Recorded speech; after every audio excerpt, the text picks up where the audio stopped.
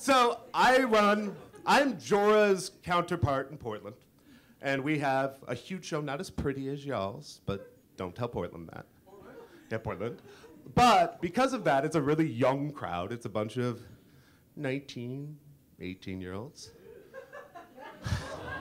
So I wrote this poem because I felt it needed to happen. To the teenagers of Portland, Oregon, there is a very good chance that I've smoked marijuana with your high school English teacher and or your mother.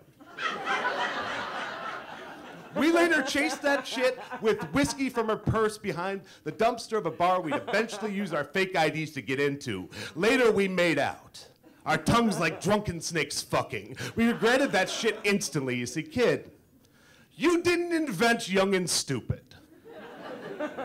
In fact, you're not that particularly good at it. Your history teacher can tell when you're high during his lecture on Guantanamo Bay. He just doesn't fucking care. He sees your giggles and your dodging eye contact and remembers the night that he snorted cocaine off a stripper's hip bone in Tijuana and still made it back in time for midterms. Your bus driver knows what handcuffs feel like cold and hard at 2 a.m. And your English teacher was always the last girl out of all-night ragers, picking herself off the carpet, picking cigarette butts out of her hair and shoving her panties into the back pocket of her jean shorts. You see, kid, you forget that your parents actually had to fuck. Before they got the jobs they swore they were never gonna get. And before they bought the houses they swore they were never gonna own. And before they had the children they swore they were never going to have. Before they realized that all their choices didn't have to be made by a really fucking stoned teenager.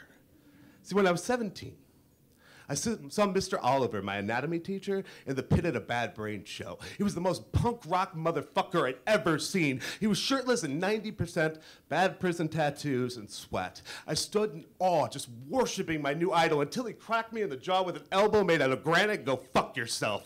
As I stumbled out of the pit, he caught my eye and realized who I was, walked straight up to me and said, "Bradley, don't pay attention to what's happened to you now. Don't worry about the blood, kid. You'll make more." They haven't even played Reignition yet. Pay attention. The best part of the show is coming up.